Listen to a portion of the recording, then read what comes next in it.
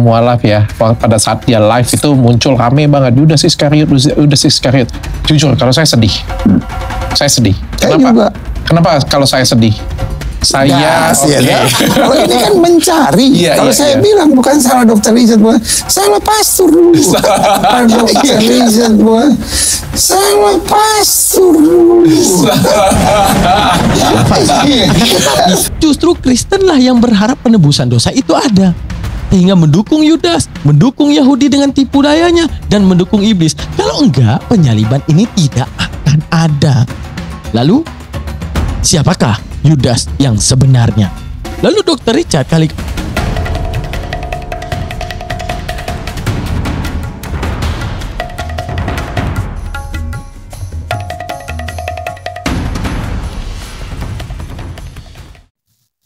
Oke, Assalamualaikum warahmatullahi ta'ala wabarakatuh. Ada yang lagi viral teman-teman. Apa yang lagi viral yaitu ketika Dr. Richard Lee Mu'alaf dituduh menjadi Yudas Iskariot. Tapi kalau seandainya mereka kemudian ingin meneliti kitabnya, justru yang Yudas Iskariot itu adalah orang yang mendukung usaha iblis untuk mensukseskan penyaliban sebenarnya teman-teman ya. Tapi mereka tanpa sadar menobatkan Yudas Iskariot kepada orang yang tidak mendukung rencana iblis terhadap terbunuhnya seseorang anak yang tidak berdosa, yaitu Yesus Kristus. Akan tetapi banyak tuduhan kepada mu'alaf dari kekristenan sebagai Yudas Iskariot. Akan tetapi kalau kita meninjau dalil-dalil Bible, justru yang Yudas Iskariot itu all Kristen yang belum mu'alaf. Wah, jangan kayak gitu Bang Daman. Bisa nggak dibuktiin kata-kata Bang Daman? Oke, sebelum kita buktikan, mari sama-sama kita saksikan video ini. Bagaimana cuplikan daripada video ini, lalu kita bongkar otaknya di pembedahan otak bersama Bang Daman. Oke, jangan lupa subscribe, like, dan komen. Dan jangan lupa untuk berinfak di rekening yang ada di bawah teman-teman ya, untuk bantu dan support dakwahnya Bang Daman. Oke, kita lanjutkan videonya. Mari kita lihat. Dia maunya kemana gitu aja gitu. Oke. Pak Pendeta, tapi gini, ini ada yang viral nih, unik ya. Jadi kebetulan kan ada beberapa teman saya mualaf ya, gitu ya. Terus muncullah selentingan Yudas Iskariot. Sampai di salah satu teman saya yang mualaf ya, pada saat dia live itu muncul rame banget Yudas Iskariot. Jujur kalau saya sedih. Saya sedih. Kenapa kalau saya sedih? Saya bagaimanapun juga saya kecil belajar agama Katolik ya, dan nggak begitu di sekolah ya. Setahu saya landasan agama Kristen itu adalah agama kasih ya. Ini saya tidak melihat dalam ketikan-ketikan mereka, saya tidak melihat kasih lagi ya. Walaupun saya paham pasti ada kekecewaan di sini ya. Tapi kan di mana? Kenapa mesti kecewa? Emang Kristen saya punya. Ya kan orang mau keluar masuk kan bukan urusan saya. Kalau sedih juga, yang pertama yang pasti Tuhan Yesus juga sedih. Kenapa? Emang dia kalau kehilangan satu suka, aduh kenapa hilang? Enggak suka gitu. God is in a salvation business. Tuhan itu dalam bisnis keselamatan, bukan dalam bisnis lemparin orang ke neraka. Lalu kalau orang bilang Yudas, pertanyaan saya, emang Yudas pernah pindah agama? Apa urusannya sama Yudas? Yudas kan yang menjual Yesus. Ini kan bukan menjual Yesus, kan pindah agama, gitu kan? Kenapa pindah agama? Orang pindah agama kan mencari, ya kan? Kenapa mencari? Karena belum menemukan. Nah, kenapa belum menemukan? Ya, bukan salah Dr. Richard, salah pendetanya dulu, iya kan? Kasar-kasarnya, ya kan? Istilahnya gini, kalau pastor dulu membuat Dr. Richard mengerti, membuat Dr. Richard memahami, kan beres. Waktu dia buat belum mengerti aja makanya. Iya. Mungkin dia khotbahnya kurang jelas waktu itu. Kasih Bener nggak? Ya kan? Kenapa orang pindah agama? Kan mencari. Emangnya Dr. Richard pindah agama supaya dapat duit? Ustadz Dery bilang, masuk sini dapat 16 miliar gitu kan? Lain cerita kan mencari apa? Keselamatan. Ya simpel aja gitu. Kalau buat saya sih sederhana. Nah kalau Yudas itu menjual Yesus, mencari apa? Mencari uang gitu lah. Ini kan yang perlu dibedakan. Apakah pindah agama? Kan enggak. Kalau buat saya, kalau saya nih ditanyain orang, Yudas nggak pindah agama ya? Enggak dong. Dia jual Yesus untuk duit gitu. Oke. Nah kalau Dr. Richard masuk mualaf karena ditawarin duit sama Ustadz Berry, nah itu baru namanya Yudas. Oke. Ya kan? Kalau ini kan mencari. Iya, Kalau iya, saya iya. bilang bukan salah Dr. Richard, bukan salah pastor dulu. Iya kan? Tapi Pak Pendeta sendiri ngelihat kayak gitu banyak yang komentar Yudas Iskariot kan rame ya Pak Pendeta.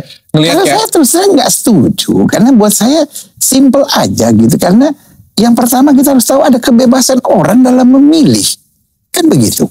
Dan yang kedua yang harus kita tahu, Tuhan adalah Tuhan. Buat saya, kalau buat saya, yang paling menakutkan buat saya kalau orang pergi ke dukun, itu menakutkan. Kenapa? Dia percaya. Oke, kita masuk ke dalam laboratorium Bang Daman nih ya teman-teman ya. Dimana di dalam laboratorium Bang Daman ini kita telah ingin mencari siapakah Yudas yang sebenarnya, mu'alafkah ataupun Kristen. Kita lihat daripada Yudas. Yudas itu mulai eksis namanya di era penyaliban. Kita lihat daripada penyaliban, kata Kristen ini adalah nubuatan daripada YHWH. Artinya adalah sesuatu yang memang keharusan karena direstui Tuhan. Walaupun itu hanya klaim belaka. Karena daripada ajaran Musa pun tidak pernah kita dapati bahwa Musa itu mengatakan bahwa nanti akan ada seorang anak manusia yang akan menebus dosa kita semua. Tidak ada. Andaikan itu ada, maka Musa adalah orang yang pertama mewanti-wanti setiap Yahudi agar kemudian percaya terhadap penyaliban. Tetapi Musa pun tidak pernah didapati satu ayat pun menyetujui penyaliban. Tapi dari klaim kekristenan, seakan-akan ajaran Musa juga mengajarkan korban anak manusia. Padahal dengan cocokologi mereka ya teman-teman ya. Cocokologi mereka, segalanya dosa itu pengampunannya ditebus dengan darah. Bagaimana ditebus dengan darah? Yaitu dengan adanya ditumbalkan Ishak di Gunung Moria ya. Apa itu di bukit itulah. Udah ditumbalkan. Terus ditumbalkan hewan-hewan kurban dan segalanya. Itu untuk penebusan dosa. Sehingga mereka bercocokologi seakan nubuatan Yesus manusia sempurna yang harus menebus dosa manusia. Sekarang ajaran awal-awal sebelum adanya Kristen, yaitu ajaran Yahudi, tidak pernah Musa sekalipun dan setitik pun mengajarkan, wahai murid-muridku, nanti akan ada seorang firman manusia dalam bentuk daging yang kalian harus imani. Tapi di dalam Ulangan 18 ayat 9, Musa hanya mengajarkan ada nanti nabi yang akan bangkit di antara kalian. Ya, berimanlah kalian kepadanya, yaitu Nabi Musa diberitakan akan adanya Isa alaihissalam. Lalu kita saat meninjau rapat daripada Yahudi, penyaliban ini. Pertama, penyaliban ini daripada hasilnya rapat Yahudi, teman-teman. Di mana rapat Yahudi itu disebutkan di dalam Matius 26 ayat 3 dan ayat 4. Mari kita buka ayatnya. Oke, mari kita baca Matius 26 ayat 3. Pada waktu itu berkumpullah imam-imam, kepala dan tua-tua bangsa Yahudi di istana imam besar yang bernama Kayafas. Oke. Dan mereka merundingkan suatu rencana untuk menangkap Yesus dengan tipu muslihat dan untuk membunuh dia. Oke, lalu kesimpulan yang harus kita ambil daripada ini semua. Sekarang kita meninjau daripada keyahudian. Yahudi tidak pernah diajarkan Musa bahwa nanti akan ada anak manusia yang akan menebus dosa mereka. Di mana diajarkan oleh Musa dalam Yehezkiel 18:20, sebab yang berdosalah yang harus mati. Anak tidak turut menanggung dosa bapaknya, bapaknya juga tidak turut menanggung dosa anaknya. Akan tetapi ajaran sesat tersebut lahir setelah Yahudi. Lalu kemudian Yahudi mengambil inisiatif mengadakan rapat untuk membasmi penyesatan. Karena bagi mereka, seseorang anak, seseorang manusia yang ditumbalkan demi dosa manusia, itu adalah kesalahan daripada ajaran Musa. Itu akan menyelewengkan ajaran Musa. Di mana Musa mengajarkan murid-muridnya, yaitu dengan adanya pertobatan untuk adanya sebuah ampunan. Akan tetapi, daripada hal itu semua, dan tentang fatwa-fatwa bahwa Yesus menyamakan dirinya dengan Tuhan, lalu muncullah kekeliruan daripada Yahudi yang tidak ingin mengimani Yesus Kristus. Apa yang terjadi? Mereka merundingkan satu rapat untuk melakukan tipu muslihat. Ingat, tipu muslihat. Tipu muslihat itu adanya penipu dan adanya yang kena tipu. Maka Yahudi adalah si penipunya. Dan yang kena tipu pikirkan sendiri siapa yang menyetujui tipu muslihatnya Yahudi dan terbunuhnya Yesus. Pasti kalian tahu umat yang mana yang menyetujui hal tersebut. Sekarang daripada penyaliban tersebut ya. Saat kita membahas penyaliban tersebut, adanya rapat Yahudi, hasil daripada rapat Yahudi adalah tipuan untuk pembunuhan. Oke, selanjutnya ada Yudas. Di mana Yudas tersebut, dia dirasuki oleh iblis. Nah, kepada iblis ini harus kita kritisi teman-teman. Iblis ini, di dalam Bible, dia selalu membawa jerat. Untuk apa jerat itu? Menjerat umat manusia agar mengingkari Tuhan. Maka, jikalau penyaliban ini memang datang daripada Tuhan, iblislah orang yang pertama menggagalkan, bukan mensukseskan penyaliban. Maka iblis adalah orang yang pertama akan menggagalkan. Tapi kenapa? Iblis punya inisiatif merasuki Yudas. Tidak mungkin dong ini hanya kebetulan belaka ataupun iblisnya lagi gabut nggak tahu mau ngapain. Tidak mungkin. Akan tetapi iblisnya pasti punya rencana untuk menyesatkan manusia dan melakukan tipu daya terhadap manusia seperti yang telah dirapatkan oleh Yahudi. Oke, kemudian Yudas dirasuki. Dan ketika Yudas dirasuki, Yudas menyerahkannya kepada Yahudi dan tua-tua bangsa Yahudi untuk suksesnya pembunuhan terhadap Yesus dengan adanya penyaliban. Sekarang kita bertanya kepada Kristen. Bukankah Kristen yang sangat ingin agar dosanya ditebus? Benar, right. Bukankah Kristen yang sangat senang dengan adanya penyaliban? Right. Bukankah Kristen yang sangat menyetujui Yudas sebagai suksesi adanya penyaliban? Ya. Bukankah Kristen juga sangat menyetujui rencana iblis untuk suksesi adanya penyaliban? Benar juga. Berarti Kristen sedang berpihak kepada Yudas ataupun di luar Yudas. Kalau Kristen, ya umat Kristen berpihak di luar Yudas, maka Kristen juga tidak menyetujui iblis. Maka Kristen juga tidak akan menyetujui rapat tua-tua bangsa Yahudi dengan tipu muslihatnya. Maka kesimpulannya, pasti Kristen tidak akan pernah tertipu oleh iblis, tidak pernah menyetujui apa yang dilakukan Yudas, tidak pernah menyetujui rapat Yahudi di istana besar yang bernama Kayafas. Akan tetapi, justru Kristenlah yang berharap penebusan dosa itu ada. Sehingga mendukung Yudas, mendukung Yahudi dengan tipu dayanya, dan mendukung iblis. Kalau enggak, penyaliban ini tidak akan ada. Lalu, siapakah Yudas yang sebenarnya? Lalu Dr. Richard kali-kali ini di dalam mu'alafnya Dr. Richard kemana? Dr. Richard mengambil dalil di dalam Ibrani 5 ayat 7. Di mana di dalam Ibrani 5 ayat 7? Oke, di dalam Ibrani 5 ayat 7. Dalam hidupnya sebagai manusia, ia telah mempersembahkan doa dan permohonan dengan ratap tangis dan keluhan kepada Dia yang sanggup menyelamatkannya dari maut. Dan karena kesalehannya, ia telah didengarkan. Berarti Dr. Richard tahu bahwa iblis tidak akan mampu menimpanya untuk tertimpa Yesus terhadap maut. Dan dia tahu bahwa Tuhan akan mengabulkan doanya agar tidak berhasil dijual Yudas untuk kemudian terbunuh. Oke, karena kesalehannya itu juga, maka rencana tetua-tua bangsa Yahudi yang ingin mengkhianati Isa al-Masih ataupun Yesus Kristus tersebut pasti akan digagalkan oleh Allah dengan bunyi ayat Allahu khairul makirin, di mana mereka membuat sebuah makar. Apa makar? Tipu daya. Tapi Allah katakan khairul makir. Wahai manusia, jikalau kau ingin menipu seluruh umat manusia, ingin menyesatkan seluruh umat manusia dengan tipuanmu, Allahu khairul makir. Aku, Tuhanmu, yang lebih bisa membuat tipuan kepada kalian untuk terhadap keinginan yang kalian mau, untuk tertipu dengan segalanya, mengikuti hawa nafsu kalian sendiri. Maka Dr. Richard yakin bahwa doa daripada Yesus ini telah didengarkan. Maka rencana iblis batal, bahwa iblis tidak mungkin menjerat manusia karena penyaliban. Maka diselamatkanlah Yesus. Karena Yesus dalam merintih dan doanya tahu karena kesalehannya pasti dia didengarkan.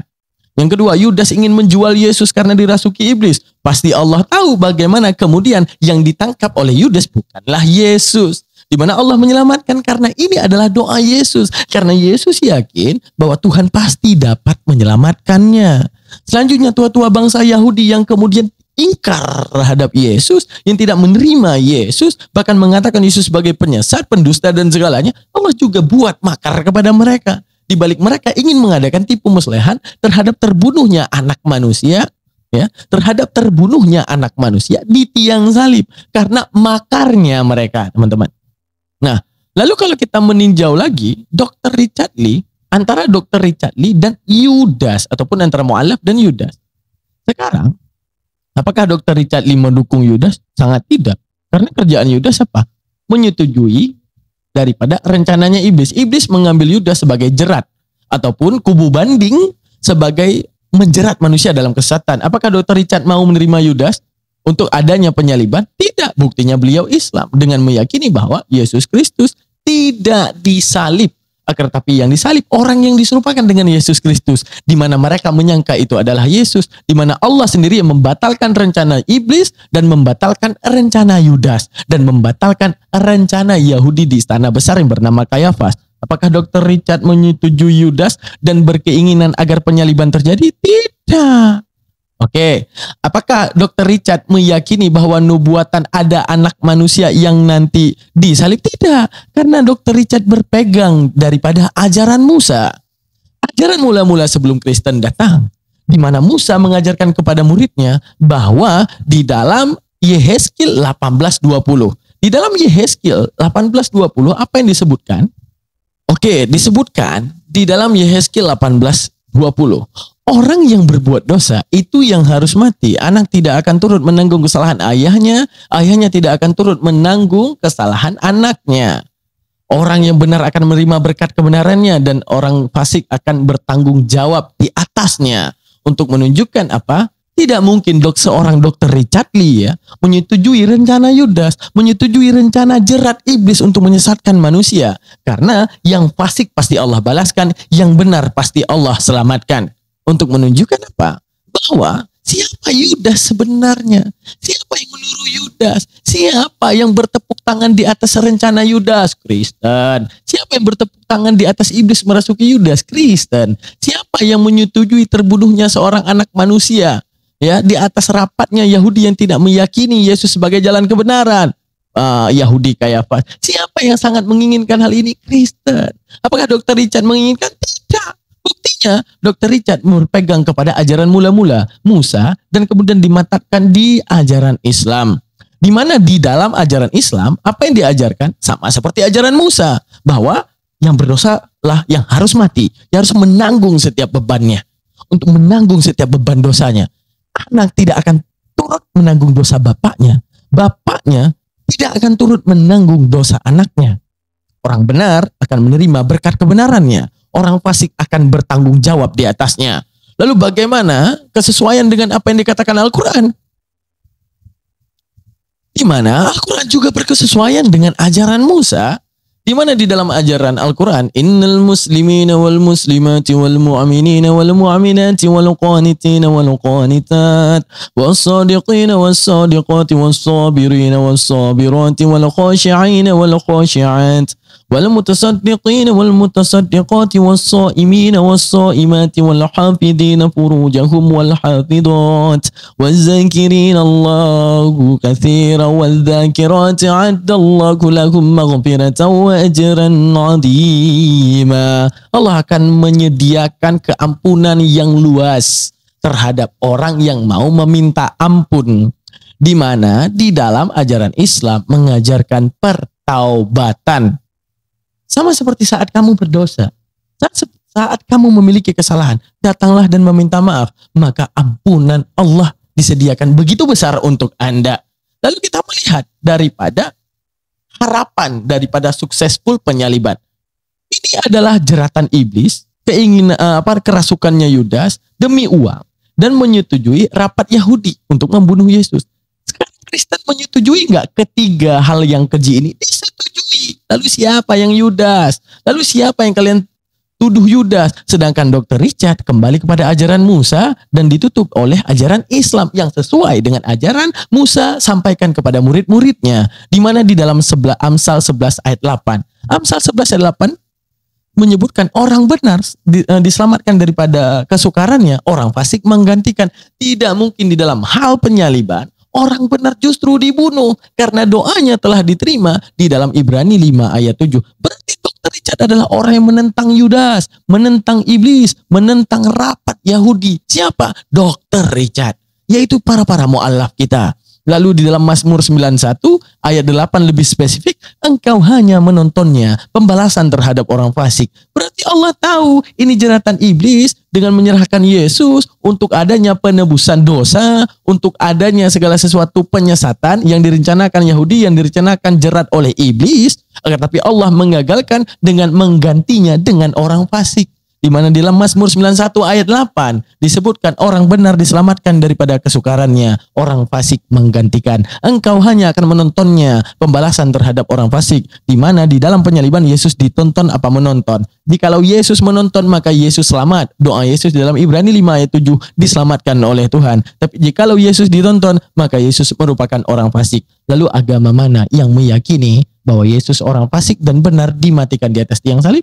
Justru Kristen. Lalu siapa Yudas yang sebenarnya? Siapa yang Yudas sebenarnya? Siapa yang Yudas sebenarnya? Siapa yang Yudas sebenarnya? Jelas ya. Gimana itu? Boleh diteliti lagi. Apakah Bang Daman hanya ngomong doang tanpa pembuktian? Kita boleh lihat bahwa sebenarnya successful daripada penyaliban yaitu dukungan iblis. Iblis ini tidak mungkin dia tidak punya maksud di dalam hal menyesatkan manusia. Pasti tentunya dia tuh pasti punya maksud. Dia punya maksud. Karena itulah dia ingin manusia sesat karena maksudnya. Makanya dia merasuki Yudas. Sekarang di antara semuanya yang telah kita bahas, kira-kira teman-teman, siapakah Yudas yang sebenarnya? Siapakah Yudas yang sebenarnya? Coba. Siapakah Yudas yang sebenarnya? Dr. Richard kah? Atau mereka yang masih meyakini bahwa usaha iblis setara dengan usaha Tuhan. Padahal dalam perjanjian lama tidak pernah hal itu diajarkan. Lalu dari mana ajaran mereka? Oke, kita lanjutkan. Buat saya, kalau buat saya, yang paling menakutkan buat saya kalau orang pergi ke dukun. Itu menakutkan. Kenapa? Dia percaya yang pasti bukan Tuhan. Kalau ini kan gini, saya nih Kristen kok saya rasa kayak belum menemukan Tuhan, saya coba di sini. Nggak apa-apa buat saya kan. Yang Dr. Richard cari kan Tuhan kan.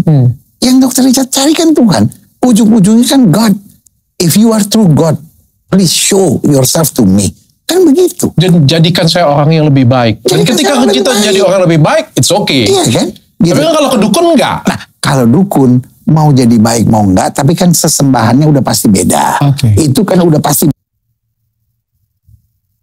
Nah, kalau dukun mau jadi baik mau enggak, tapi kan sesembahannya udah pasti beda. Okay. Itu kan udah pasti beda lah. Itu yang saya bilang. Tuhan menciptakan neraka untuk iblis dan malaikat-malaikatnya gitu. Sejauh mau pindah-pindah agama, apa bahannya untuk mencari the true God gitu. The true God will reveal to you gitu. Udah simple aja gitu kalau saya loh. Yeah. Saya gitu.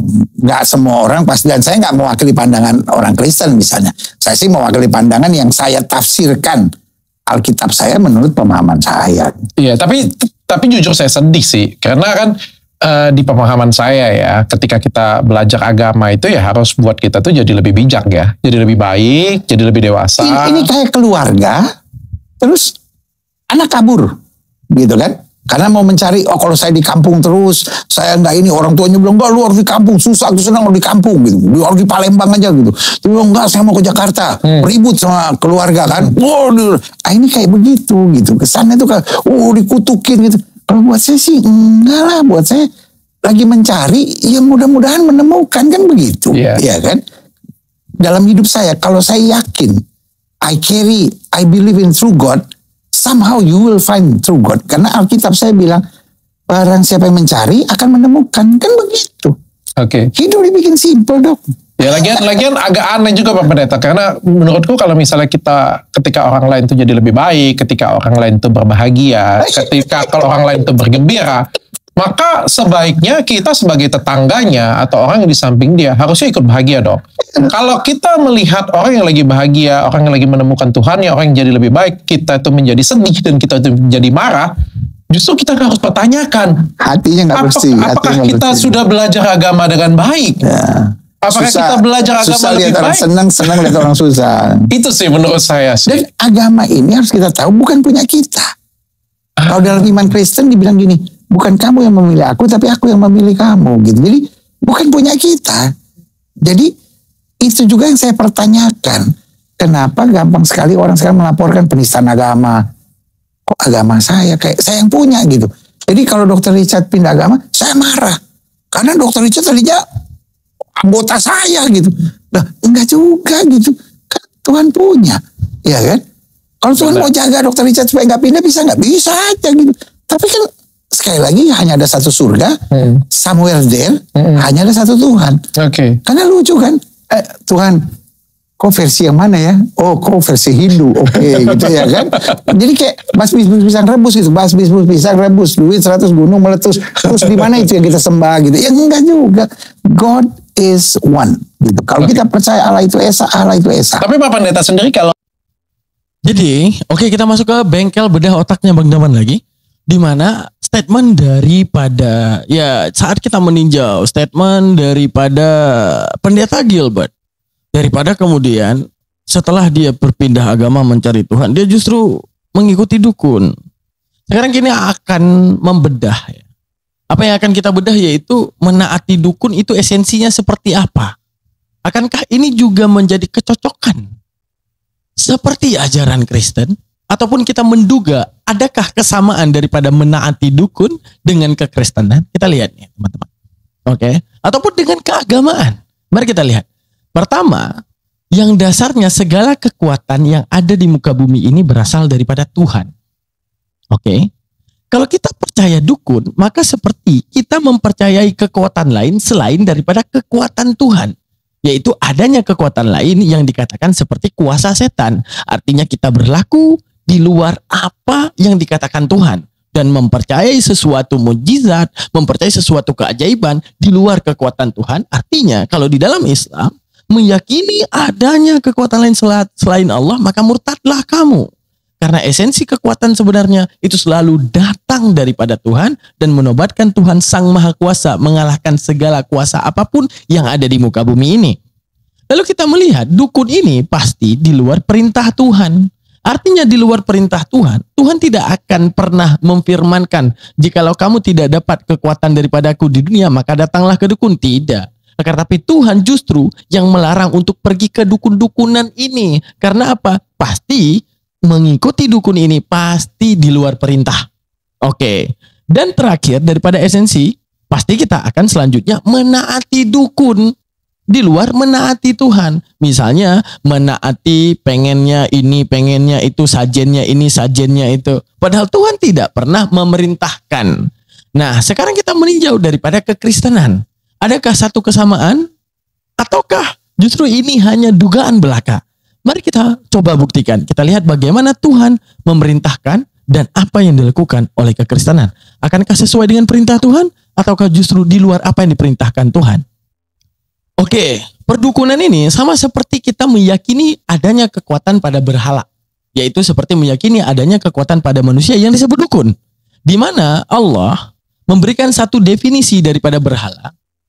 Itu tidak lain hanyalah nama-nama yang kamu dan bapak-bapak kamu mengadakannya. Allah tidak menurunkan satu keterangan apapun untuk menyembahnya. Mereka tidak lain hanyalah mengikuti sangkaan-sangkaan dan apa yang diinginkan oleh hawa nafsu mereka. Sesungguhnya telah datang petunjuk kepada mereka dari Tuhan.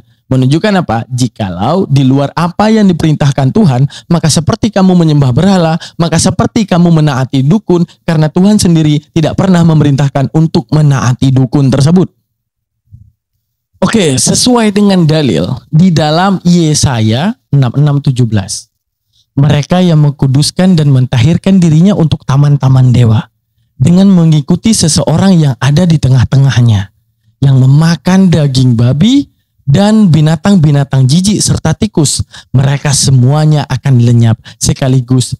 Demikian firman Tuhan. Artinya di dalam perjanjian lama ada satu peringatan daripada Tuhan tentang ajaran-ajaran Helenistik ataupun menaati seseorang demi kepentingan pribadi yang justru itu akan mengkhianati Tuhan. Di mana di dalam ajaran tersebut yang harus kita tahu, saat itu Bani Israel sedang dikuasai oleh pemahaman-pemahaman Romawi. Di mana sama seperti Indonesia dijajah oleh Belanda, di mana Belanda pasti akan menitipkan ideologi terhadap rakyat Indonesia, yaitu dengan adanya gospelnya, yaitu setiap pengajaran gospel akan ditanamkan di hati-hati pribumi. Sama seperti dititipkannya pemahaman-pemahaman Romawi kepada Bani Israel, akan tetapi Tuhan justru mewanti-wantinya di dalam Yesaya 66:17, mereka yang mengkuduskan dan mentahirkan dirinya untuk taman-taman dewa. Artinya, suatu saat ada makhluk setelah kemudian mereka itu diajarkan pemahaman daripada Romawi, mereka justru akan mendirikan taman-taman dewa. Artinya apa? Mereka akan membangun berhala-berhalanya di luar apa yang diperintahkan oleh Tuhan. Kita meninjau sejarah Yesus. Kemana Yesus beribadah? Yesus ke sinagoge. Pernahkah Yesus membangun gereja? Tidak pernah. Berarti mereka sedang membangun taman-taman dewa yang dibenci oleh YHWH, yang dibenci oleh Tuhan di dalam perjanjian lama.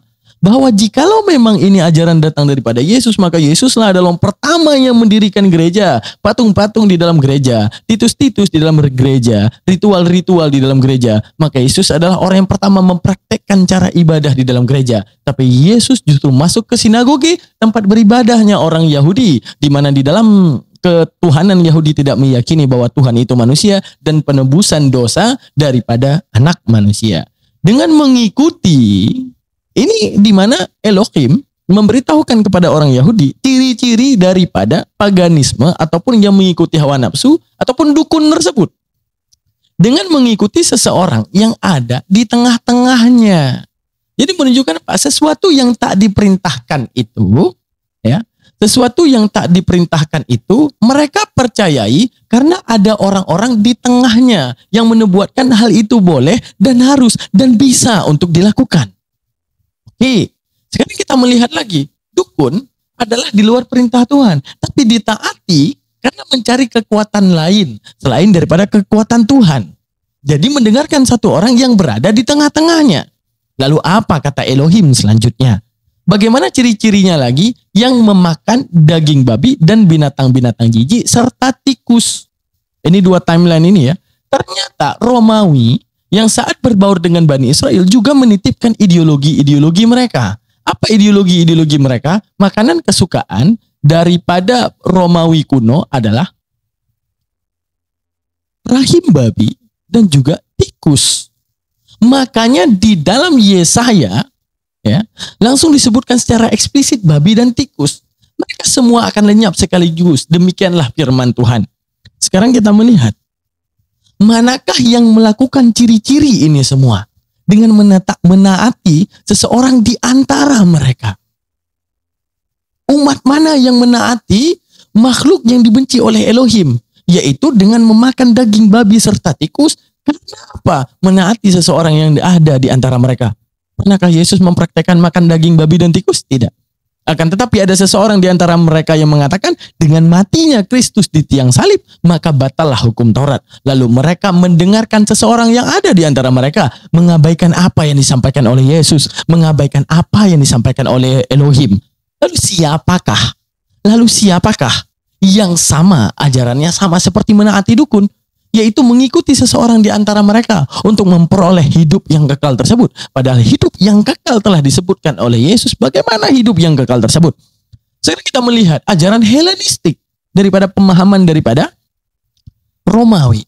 Di mana Romawi berpaham tentang politeis, banyaknya Tuhan yang mengatur alam ini. Bahwa Tuhan itu punya tugasnya masing-masing. Lalu ajaran mana yang menobatkan Tuhan versi mereka dan diyakini Esa dengan tugasnya masing-masing? Sang Bapa yang berupa roh, Yesus berupa firman, dan ini dan segalanya, dan ini dan itu. Lalu di mana bedanya dengan menaati dukun? Ketika menaati dukun, maka dukun akan mengatakan butuh ini, butuh itu, seperti ini, seperti itu. Maka wajar. Padahal Yesus telah memperingatkan di dalam Yohanes. Waspadalah supaya jangan ada yang menyesatkanmu. Karena nanti di antara kamu ada yang menyesatkanmu dengan membawa namaku yang mengatakan akulah Mesias. Tapi siapa yang menubuatkan dengan matinya Kristus, maka batallah hukum Taurat. Padahal di dalam hukum Taurat, Elohim mengecam pemakan tikus. Elohim mengecam orang yang memakan babi. Kenapa? Menaati seseorang di antara mereka. Lalu siapakah yang menaati ajaran dukun tersebut? Lalu mari kita bahas teman-teman pertanyaan yang kedua. Kenapa orang begitu sekarang gempar-gempornya melaporkan kasus penistaan agama? Oke, mari kita bahas. Oke, kita masuk lagi dalam bengkel otak masalah penistaan agama. Jadi penistaan agama teman-teman ya, kita melihat misalnya. Kenapa pertanyaan Kristen biasanya gini, kenapa begitu Kristen membahas Al-Quran ataupun hadis, mereka dikenakan pasal penistaan agama? Tapi sebaliknya, ketika Islam membahas Kristen, kenapa tidak pernah kena pasal penistaan agama? Karena kitabnya Bible ini tidak punya standarisasi di dalam menafsirkannya. Contoh, jikalau Kristen Islam membahas ayat demi ayat demi ayat demi ayat di dalam kekristenan dan mengatakan Yesus adalah hamba Tuhan, bukan Tuhan, maka bagi kesimpulan Kristen ini adalah penistaan agama. Maka Islam akan bertanya lagi, bagaimana JO yang mengatakan di luar Tritunggal, yang Tritunggal menjabarkan di luar Marsion. Marsion dengan comot-comot ayat dari Bible, lahirlah Marsion dengan berpaham Yahweh ataupun Tuhan, sang Bapa itu adalah iblis. Bagaimana dengan Tritunggal yang comot-comot ayat yang mengatakan 3 pribadi dalam satu Tuhan. Bagi JO ini adalah bidat dan sesat dan saling menyesatkan. Pertanyaan kita, kenapa JO ini boleh comot-comot ayat dan tidak dikatakan penistaan, Tritunggal ini boleh comot-comot ayat dan tidak dikatakan penistaan, Marsion ini boleh comot-comot dan tidak dikatakan penistaan? Untuk menunjukkan apa? Kalian tidak punya standar. Karena standar kalian itu hanya Roh Kudus. Hanya standar yang bersifat halu. Tidak punya standar di dalam membahasnya. Maka jikalau kalian punya yang namanya sistem penafsiran Al-Quran, penafsiran Bible, misalnya Anda putuskan Tritunggal yang benar karena apa? Seperti ini dan menjabarkan seluruh Bible, bukan comot ayat. Seluruh Bible dan diyakini Tritunggal ini adalah ajaran yang benar, maka yang lain diputuskan sebagai ajaran yang salah, yang menjabarkan di luar Tritunggal adalah ajaran yang salah. Maka dari itulah ketika ada putusan dan finishing terhadap Bible ini manakah ajaran paling benar, maka saat itulah boleh kita bilang bahwa Muslim jika membahas di luar Tritunggal maka menistakan agama, berarti comot-comot ayat dan kemudian menafsirkan seenaknya. Jikalau umat Muslim membahas Bible dan kemudian dipenjarakan, maka wajiblah Tritunggal mempenjarakan JO. JO wajib mempenjarakan Tritunggal. Tritunggal wajib mempenjarakan Marsion. Marsion wajib mempenjarakan JO dan Tritunggal. Untuk menunjukkan apa? Mereka mengambil dalil dalam Bible, kenapa boleh? Lalu kenapa kami mengambil dalam Bible isinya jasdi tidak boleh? Untuk menunjukkan apa? Siapa suruh standarisasi kalian Roh Kudus? Di mana di antara Tritunggal, JO dan Marsion semuanya mengatakan dirinya punya Roh Kudus dengan dalil 1 Korintus 2 ayat 18. Seperti itu. Tidak tidak dapat mengaku Tuhan kecuali mengaku Yesus Tuhan kecuali oleh Roh Kudus. Tiga-tiganya, Marsion, Tritunggal, dan JO mengatakan Yesus adalah Tuhan. Lalu dengan pemahaman berbeda dan saling menyesatkan. Kenapa mereka boleh comot-comot ayat? Untuk menunjukkan apa? Karena standarisasi kalian Roh Kudus. Dan itu tak dapat dibuktikan. Mana tahu justru roh kebenaran itu ada dalam diri orang Islam untuk memberitahukan kebenaran yang ada di kitab kalian. Sekarang kepada kalian terhadap Islam, silahkan membahas Al-Quran lengkap dengan segala ilmunya.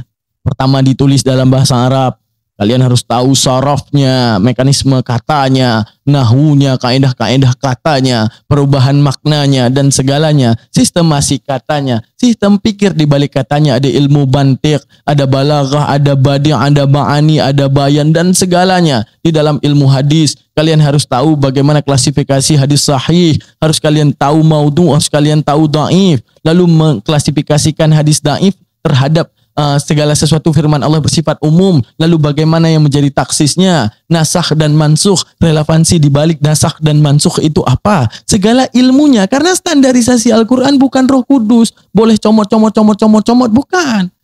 Jadi siapa yang menjabarkan dia punya Roh Kudus? Tidak. Standarisasi Al-Quran, standarisasi Islam yaitu ilmu. kritis akal di dalam memahami Al-Quran. Kalau kalian punya standarisasi ini semua, silakan bahas Al-Quran. Tunjukkan kepada kami bahwa Al-Quran punya keraguan. Tunjukkan kepada kami bahwa Al-Quran dan hadis itu tidak boleh dipercaya. Kami welcome. Karena kami adalah umat yang berpikir dan kami menerima setiap kritikan. Jikalau Al-Quran ini justru menyesatkan, kenapa kemudian kami harus beriman? Karena kami punya sistem pikir, kalau yang benar tidak mungkin salah. Kalau yang salah tidak mungkin akan dibenarkan. Itulah maraknya terjadi penistaan agama daripada kekristenan terhadap Islam. Karena di luar ilmu-ilmu Islam.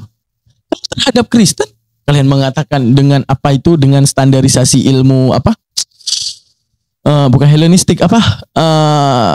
Hermeneutik dan segalanya. Oke, sekarang hermeneutik, JU dan semuanya, kenapa tak pernah menjadi kasus? Mereka comot-comot ayat dan segalanya. Kalian yang ada mencomot-comot ayat hingga kemudian melahirkan denom versi kalian, tergantung hawa nafsu kalian ingin menafsirkan seperti apa. Tapi kalau di dalam Islam, mau Imam Al-Qurtubi, Imam Jalaluddin Sayuti, Imam Ibnu Katsir, segalanya menuruti daripada standar keilmuan, yaitu daripada ilmu sanadnya dan ilmu kosakata dan segalanya, untuk mentaksiskan hukum daripada Al-Quran, untuk mentaksiskan sebuah dasar daripada pemahaman Al-Quran. Tidak ada standarisasi roh kudus. Untuk menunjukkan apa? Standarisasi roh kudus ini adalah standarisasi yang halu. Mana tahu saya hari ini yang Anda menonton konten saya, justru sayalah yang punya roh kudus di antara kalian semua. Lalu bagaimana Anda akan membantah saya kalau saya tidak punya roh kudus? Anda mengatakan, oh karena kamu bukan Kristen, saya punya roh kudus. Di mana bedanya antara kita berdua? Sama-sama manusia, sama-sama punya pikiran, sama-sama mengambil dalil di antara Bible. Di mana bedanya Anda dengan JU yang punya roh kudus? Di mana bedanya Anda dengan Marsion yang punya roh kudus? Apa itu roh kudus sebenarnya? Anda diberikan akal. Ini adalah roh kudus yang sebenarnya, yang membawa dan menuntun Anda ke jalan kebenaran. Makanya Al-Quran selalu mengatakan apa? Taatilah apa yang dikatakan oleh akalmu, maka itu adalah kebenaran. Maka akal akan membantah seluruh tulisan yang menyalahi akal. Seperti itu. Jadi penistaan agama sama dengan seperti menista Tuhan. Karena apa? Tuhan memberikan akal, kalian merunutkan Tuhan yang di luar akal kalian. Menunjukkan apa? Justru akal kalian sendiri yang berlaku keji setelah dianugerahkan Tuhan untuk memfitnah dirinya di dalam imajinasi kalian sendiri. Di dalam sistem pikir kalian sendiri. Di mana pencipta bukan ciptaan.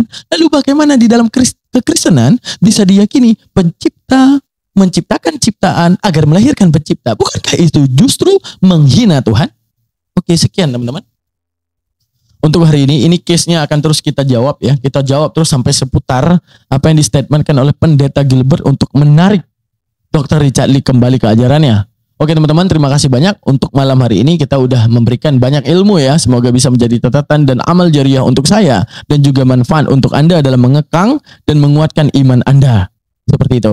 Oke, buat teman-teman yang kemudian ingin membantu Bang Daman ya. Kita capek guys, kita harus bayar wifi, harus makan dan semuanya ya teman-teman ya. Agar supportnya dakwah Bang Daman, tenangnya Bang Daman dalam berdakwah ya.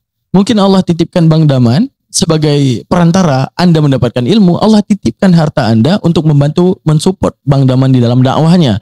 Maka disitulah Allah ciptakan al-mu'minu kal jasadil wahid. Al-mu'min, orang mukmin itu seperti jasad yang satu. Maka jikalau satu kurang, maka jasad yang lain juga ikut merasakan kurang. Maka jasad yang lain akan turut ikut menyempurnakan. Ilmunya dari Bang Daman, bantuannya daripada kalian, boleh di rekening yang ada di bawah. Terima kasih banyak untuk hari ini. Jazakallah teman-teman. Semoga kuatkanlah iman kalian. Sesuai dengan apa yang dikatakan Om Deddy